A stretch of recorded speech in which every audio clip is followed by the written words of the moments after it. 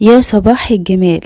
هعمل لكم النهارده فراخ محشيه ما بتستغنوش عنها في عزومات رمضان، وهعرفكم ازاي تطلعوا الفراخ من بره مقرمشه كده وشكلها يجنن وكريسبي كده، ومن جوه طريه ومستويه 100%. وهخليكم كمان تطلعوا الرز مبهر ولونه بني وتحفه وريحته تجيب لاخر الشارع، وهتحطوا كمان تحتيه خضار زي ما انتوا عايزين. هعملها لكم بطريقة سهلة وبسيطة جدا جدا. يلا نصلي على الرسول، اللهم صلي وسلم وبارك على سيدنا محمد. يلا بقى على طول نبتدي في الوصفة. حطوا لايك للفيديو واشتركوا في القناة وفعلوا الجرس، دي قناتي اكلاتي واختراعاتي. اول حاجة يا حبايبي بجيب كده طبق صغير بنزل فيه بصلاية مبشورة ومعلقة من الفلفل ومعلقة من الملح. تمام، بنقلبهم مع بعض بقى لغاية لما يوصلوا بقى للشكل اللي انتوا شايفينه ده. تمام، تدخلون كده في بعض. بعد كده تعالوا بقى نتبل بقى الفرخة بتاعتنا.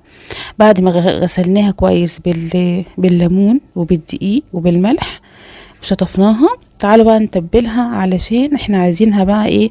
التتبيلة اللي انا عاملاها دي اللي هي البصل والفلفل والملح دي بتديها طعم حلو قوي قوي قوي بعد الحشو، بعد ما بتخلص بقى. إيه بصوا بقى، بص عايزاكم تديها شاور كده، تدوها شاور بالخلطة دي وتسيبوها كده على جنب لغاية لما نعمل بقى الرز. تمام، بصوا بقى بجيب حلة وبحطها على النار وبنزل فيها معلقة من السمنة، وبعد كده بحط الاول حاجة القناصة بتاعت الفرخة تقطعوها صغير وتحطوها اللي هو تتقلبيها كده في السمنة لغاية لما لونها يتغير بالشكل ده. بعد كده بجيب الكبدة، يعني القناصة الاول بعدين الكبدة، لان انتوا عارفين ان الكبدة كده كده اصلا ما بتاخدش وقت في السوا. تمام، تقلبوهم مع بعض بالشكل اللي انتوا شايفينه ده لغايه لما لونهم بقى ايه يتغير كده، يعني لمده دقيقتين كده تقريبا. تمام، بعد كده حبايب قلبي بعد بقى لونهم ما يتغير كده معايا بنزل عليهم ببصلايه مبشوره، يعني بصلايه كبيره او بصلتين صغيرين مبشوره في الكبه ناعم كده. تمام، بتحطيها بقى وتقلبيها مع القناصه ومع الكبده كده بالشكل ده. بتخلي البصل بس يعني يطرى كده ويدبل معايا، انا مش عايزاه ياخد لون. بعد كده بنزل بقى التوابل هنا معايا، مع نص معلقه من القرفه ومرق الدجاج، كركم، فلفل وملح ومعلقه من السكر. هي دي التوابل اللي هتحطيها عليها بس. تمام، بعد كده يا حبايبي بقلب بقى التوابل كده مع البصل مع الكبد والقوانص لغايه لما تحس ان هم خدوا اغمقوا كده شويه. التوابل هي اللي هتغمق المكونات بتاعتي كده. بنزل بالرز بتاعي بالشكل ده على التوابل بقى كده والكبد والقوانص، وبقلب بقى، يعني بتقلبيه شويه كده عشان انا عايزه الرز بس ايه يتشمع معايا شويه. بعد كده بنزل رشه كده من الحبهان وعليهم ورقتين كده من اللورة. تمام، بنقلب بقى كل الكلام ده مع بعض بالشكل ده يطلع مفلفل كده وجميل في الفرخة.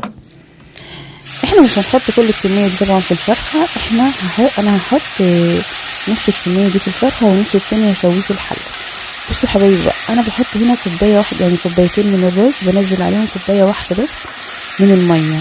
تمام، علشان انا مش عايزة الرز يستوي 100%، انا عايزاه بس يستوي نص سوا. بتقلبي شويه كده في كوبايه الميه، بعد كده بتغطي وتوطي النار، توطيها خالص. تمام، وما تسيبوهوش كتير، يعني هي بس دقيقتين 3 كده وهتكشفي عليه هتلاقيه استوى كده بالمنظر اللي انتوا شايفينه ده. تمام، يعني بعد 3 4 دقايق كده بصي عليه هيبقى كده. بصوا مستوي كده ايه 50% سوا، انا عايزه كده. بعد كده بتجيبي الفرخه بتاعتك بقى بعد ما سبتيها شويه في التتبيله كده اللي احنا عملناها لها دي. بشيل بقى منها الخلطة دي كده، بركنها على جنب. خلاص احنا كده مش محتاجينها، يعني ما تشيلهاش قوي، يعني سيبي شوية بس، بشيل اللي على الوش بس. تمام، بشيل اللي على الوش، بسيب شوية كده في جوه يعني الرز بتاعي. وبحشي بقى الفرخة زي ما انتوا شايفين كده اهو من جوه. يعني في ناس بتحشيها من ما بين الجلد بس ويسيبوا من جوه، بيحطوا جوه بصلايه جزر كده. لا انا النهارده هحشيها من جوه وهحشيها ما بين الجلد كمان. تمام، بالشكل اللي انتوا شايفينه ده. بصوا اهو، بتفتحي كده بصوابعك كده ما بين الجلد وبتدخلي الرز جوه كده ما بين الجلد زي ما انتم شايفين كده. بصوا شايفين بالشكل ده. كده بدخل بقى رجل الفرخة كده في هنا كده بالشكل ده، عكس عكاس كده. بصوا عشان بقى ايه لما تيجي تحطيها بقى كده على السفرة يبقى شكلها جميل. بصوا بالشكل ده، حشيتها بقى ما بين الجلد وحشيت من جوه وقفلتها كده. تعالوا بقى نشوف الخضار اللي احنا هنحطه مع الفرخة. الخضار معايا هنا جايبه كوسة وبطاطس وفلفل الوان وفلفل اخضر، وهقطع كده عليهم فصين من الثوم. تمام، الثوم هيديها طعم حلو قوي. بصوا اهو هو ده الخضار اللي انا حطاه معاه، وجزر، يعني جزر وبطاطس وكوسة وفلفل اهو، فصين من الثوم. التتبيله اللي انا كنت عامله بيها الفرخه نقصت منها كده معلقه، وعشان احطها على البطاطس اللي هي عباره عن ملح وفلفل وبصل، عشان احطها كده اتبل بيها البطاطس والخضار بتاعي ده.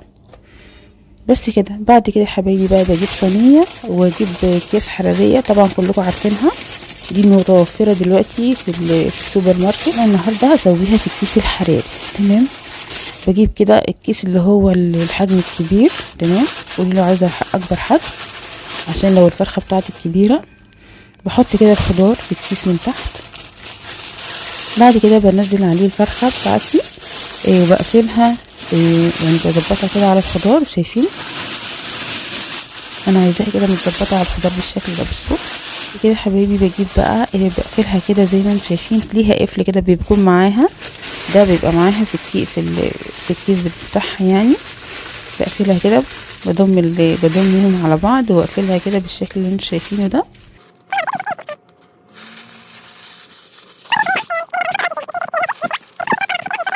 بتفتحي كده تلات فتحات او 4 فتحات بس، عشان بس ايه تخرج منها الهواء. بجيب كوبايه من الميه بحطها بس كده في الصينيه. تمام، لو انت حطاها في صينيه ألمونيا حطي مع كوبايه الميه معلقتين كده او معلقه من الخل، علشان ما يغيرش لون الصينيه. لكن بس عشان انا هنا حطاها في بايركس، حطيت فيها كوبايه من الميه بس. بدخلها الفرن بقى سخن جدا، ما قبل ده قبلها كده بنص ساعه على درجه حراره 200. بتدخليها وتسيبيها بقى لمده ساعه او ساعه وربع كده، لغايه بقى لما تستوي وتبقى بالشكل القمر اللي انتوا شايفينه ده. الرز اللي انا وريته لكم ده باقي الرز اللي كان معايا. انا ما حطيتش كل الرز في الفرخه، انا بقيت شويه كده وسويتهم بقى زودت عليهم شويه ميه كده عشان يستوي، وعشان هو هحط تحت الفرخ مع الخضار. شايفين بقى الجمال؟ شايفين طالعه عامله ازاي؟ تحفه يا جماعه. ولا تقولوا لي بقى اجدع مطعم. بصوا حاجه كده، جبت لكم المطعم في البيت. الفرخه بتتكلم عن نفسها، حاجه بجد هتشرفك في عزومات رمضان. اعمليها بقى بطريقتي، وانسي اي طريقه فراخ محشيه شفتيها قبل كده. شايفين الجمال؟ والخضار بقى مستوي، وعايزه اقول لكم واو واو تحفه. بصوا بقى، بتجيبوا الفرشه بتاعتكم وتحطوها كده في السمنه، وتخلوا بقى وتمسحوا عليه كده من فوق، علشان انتوا عارفين ان الحركه دي بتخليها بتلمع كده وبتديها اللون التحفه ده، عشان لما تحطيها بقى كده على السفره تفتح نفس بقى اللي بياكل. بعد كده بتحطيها بقى وتحطي الخضار كده على الرز بالشكل ده. وشايفين انا عايزه اقول لكم بجد، عايزاكم تعتمدوا الرز ده تعملوه في اي حشوه، في اي حشوه انتوا عايزين تعملوها بقى، ونفس التتبيله والتوابل اللي انا حطيتها عليها. طعمه حلو قوي قوي يا جماعه. تعالوا بقى عشان نفتح بقى الفرخه بتاعتنا دي واوريها لكم من جوه عامله ازاي. عايزه اقول لكم مستويه 100%، ما فيهاش غلطه. زي ما قلت لك، الفراخ بتاعتك لو كبيره خليها في الفرن من ساعه كده، من ساعه لساعه ونص او ساعه وربع، ما تدفيش عليها قبل كده. تمام، لكن لو صغيره بقى هي ساعه الا ربع او ساعه بس. شايفين بقى؟ عايزه اقول لكم زبده بتدوب في البق، واخده لون من جوه من بره مقرمش كده. شايفين لونها من جوه عامل ازاي؟ بجد يا جماعه من احلى واجمل الوصفات اللي ممكن تعمليها في رمضان، والف هنا وشفا. يا رب بقى يا حبايبي لو الفيديو عجبكم ما تنسيش تحطوا اللايك وتشتركوا في القناة وتفعلوا الجرس عشان يوصل لكم كل جديد في قناتي. اشوفكم ان شاء الله في وصفة جديدة. مع السلامة. باي باي.